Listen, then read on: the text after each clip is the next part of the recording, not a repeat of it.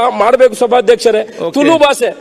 ತುಳು ಭಾಷೆಯನ್ನು ನಾವು ಯಾವತ್ತಿಂದ ರಾಜ್ಯದ ಹೆಚ್ಚುವರಿ ಭಾಷೆಯನ್ನಾಗಿ ಮಾಡಬೇಕು ಅಂತ ಸತತ 4 ಬಾರಿ ಸದನದಲ್ಲಿ ವಿನಂತಿ ಮಾಡಿಕೊಂಡಿದ್ದೀವಿ ಸಭಾಧ್ಯಕ್ಷರೇ.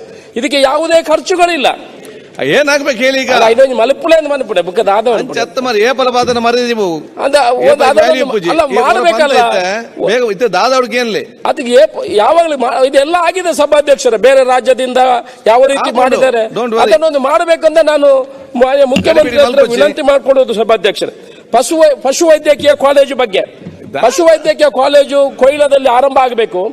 ಸುಮಾರು 5 ವರ್ಷದಿಂದ ಸಭಾಧ್ಯಕ್ಷರು ಹೇಳಿ ಒಂದು 2 ನಿಮಿಷ ಅಲ್ಲಿ ಮುಗಿಸ್ತೀನಿ. ನಮಗೆ ಯಾವಾಗಲೂ ಸಭಾಧ್ಯಕ್ಷ ನಮಗೆ ಯಾವಾಗಲೂ ಮಾತಾಡಿ ಬಾಕಿ ಅವರು ಒಂದು ನೋಡಿ ಸಭಾಧ್ಯಕ್ಷ ಬಾಕಿ ಅವರು ಅಲ್ಲ 1 ನಿಮಿಷ ಬಾಕಿ ಅವರು ಮಾತಾಡುವಾಗ ಇಲ್ಲಿಂದ KSRTC 1 ನಿಮಿಷ ಇರ್ರಿ.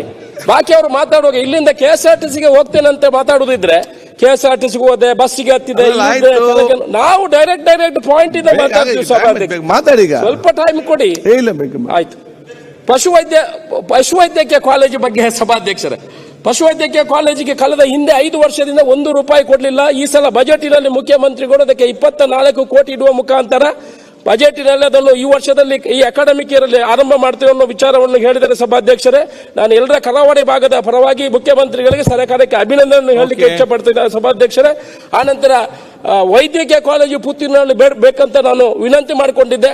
ಈ ಬಜೆಟಿನಲ್ಲಿ ಮುಖ್ಯಮಂತ್ರಿಗಳು, ಉಪಮುಖ್ಯಮಂತ್ರಿಗಳು ಮತ್ತು ನಿಮ್ಮೆಲ್ಲ ಸಹಕಾರದಿಂದ ಪುತ್ತೂರಿಗೆ ವೈದ್ಯಕೀಯ ಕಾಲೇಜನ್ನು ಕೊಡ್ತೀನಿ ಅನ್ನೋ ವಿಚಾರವನ್ನು ಉಲ್ಲೇಖ ಮಾಡಿದ್ದಾರೆ. ನಾನೆಲ್ಲ ಕರಾವಳಿ ಭಾಗದ ಜನರ ಪರವಾಗಿ ಅಭಿನಂದನೆಗಳನ್ನು ಹೇಳುವಂತಹ ಕೆಲಸವನ್ನು ಮಾಡ್ತೀನಿ ಸಭಾಧ್ಯಕ್ಷರೇ.